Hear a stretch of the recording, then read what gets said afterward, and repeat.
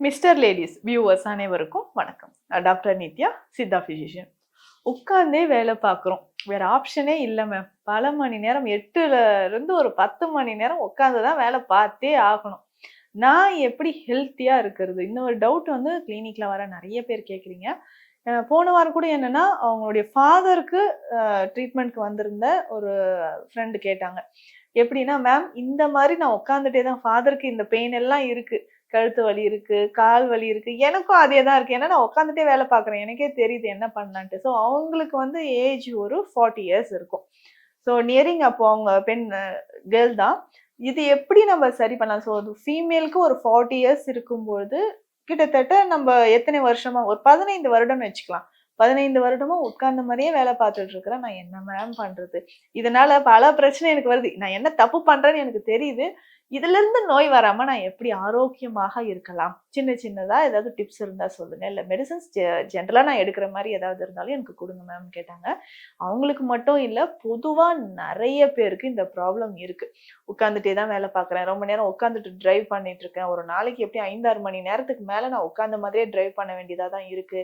So இந்த மாதிரி இருக்கக்கூடிய சமயங்கள்ல, நம்ம உடல்ல ஆரோக்கியமாக இருக்கிறதுக்கு என்ன செய்யலாம் அப்படின்னு பார்த்தோம்னா, முக்கியமாக கழிவுகள் நம்ம உடல்ல தேங்காம பார்த்துக்கணும். அடுத்தது சுறுசுறுப்பா இருக்கணும் இல்லையா? உட்கார்ந்துட்டே நம்ம வந்து ஒர்க் பண்ணிட்டு இருக்கிறோம் அப்படின்னா, நம்ம உடல்ல வந்து ஒரு ஆக்டிவிட்டியே குறைஞ்சிடுது. ஸோ அந்த டைம்ல நமக்கு சுறுசுறுப்பு இல்லாம ஒரு மாதிரி டல்லா இருக்கிறோம். உட்கார்ந்துட்டு எந்திரிச்சாலே அப்பாடா! எப்படா நிப்போம்னு இருக்கு. பேக் பெயின்ல இருந்து, குதிகால் வலியில இருந்து, காஃப் மசில்ல இருந்து வலி இருக்கும். ஸோ ஷோல்டர் பெயின் எல்லாமே வர மாதிரி இருக்கும். ஸோ இந்த மாரி நம்ம உட்கார்ந்துகிட்டே இருக்கும் பட்சத்தில், நெறைய பேருக்கு வந்து இதெல்லாமே நம்ம கேள்விப்பட்டிருப்போம். ஸோ 1 மணி நேரத்துக்கு ஒரு வாட்டி கொஞ்சம் கொஞ்சமா சின்ன சின்ன எக்சர்சைஸ் வந்து பண்றது ரொம்ப ரொம்ப நல்லது. ஸோ 1 மணி நேரத்துக்கு ஒரு வாட்டி சின்ன சின்ன exercise neck rotation, shoulder joint rotation, இல்ல ஹிப் ரொட்டேஷன் பண்றது. ஸோ இந்த மாதிரியான எக்சர்சைஸ் எல்லாமே பண்ணிக்கலாம். சின்ன சின்ன யோகா பயிற்சிகளும், ஸோ உட்காந்த மாதிரியே செய்யறதும் அந்த மாதிரி நம்ம ஃபாலோ பண்ணிட்டு, கைகளுக்கும், கால்களுக்கும், நம்மளுடைய உடலுக்கும் கொஞ்சம் கொஞ்சமா ரிலாக்சேஷன் பண்ணிக்கலாம். அதுக்கு அடுத்தது பார்த்தோம்னா, நம்ம சுறுசுறுப்பா இருக்கிறோம், ஒரே இடத்துல உட்கார்ந்துருக்கணும் அப்படின்னா, இந்த டீ மாதிரி ஏதாவது குடிச்சா நான் ரொம்ப ஃப்ரெஷ்ஷா ஃபீல் பண்ணுவேன் அப்படின்னு சொல்றீங்களா? அதற்குமே இருக்கு. ஸோ இந்த டீய வந்து ஒரு நாளைக்கு 2 முறை குடிக்கலாம். இந்த டீ குடிக்கிறதுனால என்னென்ன ஹெல்த் பெனிஃபிட்ஸ் அப்படின்னு பார்த்தோம்னா, இப்போ உட்காந்துட்டே வேலை பார்க்குறவங்களுக்கு ஒரு புத்துணர்ச்சி வர மாதிரி இருக்கும். தசைகள், இந்த உடல்ல இருக்கக்கூடிய ஜாயிண்ட்ஸ்ல எல்லாமே ஒரு புத்துணர்ச்சி ஏற்பட்டு, வலி தெரியாம இருக்கிறதுக்கு நம்ம இந்த டீய வந்து பயன்படுத்திக்கலாம். அதுக்கப்புறம் ரொம்ப நேரம் உட்கார்ந்துட்டே இருந்து ஒர்க் பண்றதுனால, மூளைச்சூடு அதிகமாறது நெறைய பேருக்கு பார்க்குறோம். அதாவது ஆனஸ்ல ஒரு ட்ரைனஸ் ஏற்பட்டு அதிகமான உஷ்ணம். இதனால மலச்சிக்கல் ஏற்படுறது. ஸோ அடிக்கடி நம்ம யூரின் பாஸ் பண்ணாம இருக்கிறதுனால, ஸோ நீர்த்தாரை எரிச்சல் அப்படின்னு சொல்லுவோம். யூரினரி ட்ராக்ட்ல ஒரு பர்னிங் சென்சேஷன், இன்ஃபெக்ஷன் ஏற்படுறது, இந்த மாதிரியான அசௌகரியங்களும் நமக்கு ஏற்படுது. அப்போ இதையும் நிவர்த்தி செய்யக்கூடிய மாதிரியாக நம்ம ஒரு சிம்பிளா வீட்ல இருக்கக்கூடிய மூலிகைகள வச்சு இந்த டீய பயன்படுத்தலாம். இதற்கு முக்கியமா லவங்கப்பட்டை நமக்கு பயன்படுது. லவங்கப்பட்டையோட ஹெல்த் பெனிஃபிட்ஸ் என்ன? எதற்காக இந்த லவங்கப்பட்டைய நம்ம பயன்படுத்துறோம் அப்படின்னா, நம்ம உடல்ல இருக்கக்கூடிய தேவையற்ற கழிவுகளை வெளியேற்றுவதற்கு லவங்கப்பட்டை பயன்படுது. அதற்கூட நம்ம வேற என்னென்ன மூலிகைகள் சேர்க்கலாம் அப்படின்னு பார்த்தோம்னா, ஒரே ஒரு கிராம்பு சேர்த்தா போதும். லவங்கப்பட்டை வந்து ஒரு 2 பீஸ் எடுக்கணும்னா, ஒரே ஒரு கிராம்பு, 1 ஏலக்காய், ஒரு 1/2 ஸ்பூன் சோம்பு போதும். இந்த மூலிகைகள் எல்லாமே சேர்த்து எடுத்து வச்சுக்கணும். இதனோட நம்ம என்ன பண்ண போறோம்னா, துளசி இலைகள் இல்லன்னா வில்வ இலைகள நம்ம பயன்படுத்தலாம். துளசி பவுடர் கிடைக்கும். வில்வ இலை பவுடரும் நமக்கு கிடைக்கும். எதற்காக இந்த வில்வ இலைய பவுடர் சொல்றோம்னா, பாடியில இருக்கக்கூடிய டாக்ஸின்ஸ் வெளியேறணும், கழிவுகள் வெளியேறணும் அப்படின்னா, வில்வ இலை ரொம்ப ரொம்ப ரொம்ப சிறந்தது. அதாவது ஏதாவது நம்ம கிராமப்புறங்கள்லலாம் ஏதாவது பூச்சி கடிச்சிருக்கு, கம்பளி பூச்சி கடிச்சிருக்கு, வண்டு கடிச்சிருக்கு, இந்த மாரி பூச்சிக்கடிகளுக்கு எல்லாமே வில்வ இலைய உடனே வாயில போட்டு மெல்ல சொல்லுவாங்க. ஒரு மிளகு ஒரு 4 மிளகு வச்சு வாயில போட்டு நல்லா மெல்ல சொல்லுவாங்க.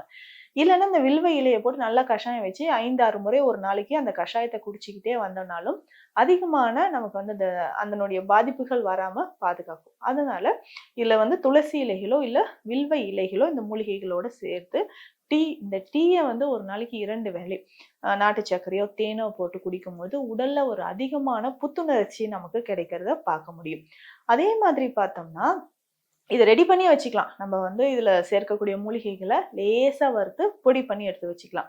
பட்டை, கிராம்பு, ஏலக்காய், சோம்பு இது எல்லாத்தையுமே லேசா வறுத்து பொடி பண்ணி எடுத்து வச்சுக்கிட்டு, வில்வ இலை பவுடரும் இதனோட சேர்ந்து கலந்து வச்சுக்கிட்டோம்னா, அப்பப்போ நம்ம வந்து ஒரு 1/2 ஸ்பூன் போட்டு டீ மாதிரி குடிச்சிட்டு வரலாம். இதற்கு அடுத்தது வந்து பார்த்தோம்னா, பூண்டு, சின்ன வெங்காயம் உணவில் அடிக்கடி சேர்த்துக்கணும். இதை எப்படி பயன்படுத்தலாம்னு பார்த்தோம்னா, சின்ன வெங்காயத்த லேசா சின்ன சின்னதா நம்ம கட் பண்ணி தேன்ல போட்டு ஊற வச்சிடணும். ஒரு 5 நாட்கள் தேன்ல அது அப்படியே இருக்கணும். சின்ன சின்னதா கட் பண்ண சின்ன வெங்காயம் தேனோடு சேர்த்து அது அப்படியே இருக்கும்போது, அத எடுத்து நம்ம சாப்பிட சாப்பிட நம்ம உடல்ல இருக்கக்கூடிய டாக்ஸின்ஸ், ஃப்ரீ ரேடிக்கல்ஸ் இது எல்லாமே வெளியேறும். அடிக்கடி நீர்ச்சுருக்கு ஏற்படுது. உட்கார்ந்துட்டே நான் வேலை பார்க்குறேங்க. நீர்ச்சுருக்கு ஏற்படுது.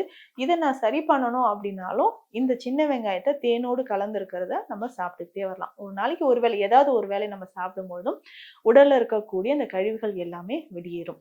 இதற்கு ஸ்பெஷலா நம்ம குடுக்கக்கூடிய ஒரு மெடிசன். ஜெனரலா இத சாப்பிட்டாவே நம்ம என்னதான் உட்கார்ந்துட்டு வேலை பார்த்தாலும், சின்ன சின்ன உடற்பயிற்சிகள் ரொம்ப முக்கியம்.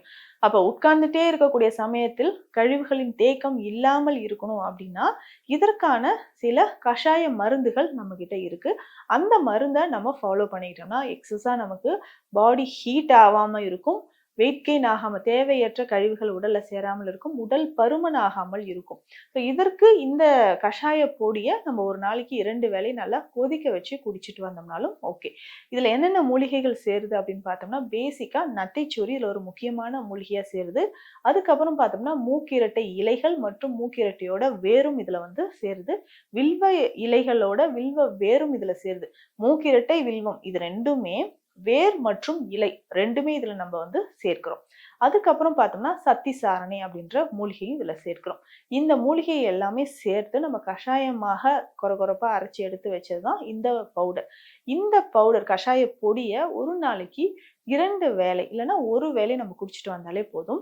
நம்ம உடல்ல தேவையற்ற கழிவுகள் இல்ல, மூளை வந்து சுறுசுறுப்பா இருக்கணும். ஒரு டென்ஷன் இல்லாம, ரொம்ப நேரம் உட்கார்ந்துட்டே நான் வேலை பார்க்கறதுனால ஒரு மாரி மூட் ஸ்விங் ஆகுது. அதுக்கப்புறம் வெயிட் கெயின் ஆகுது.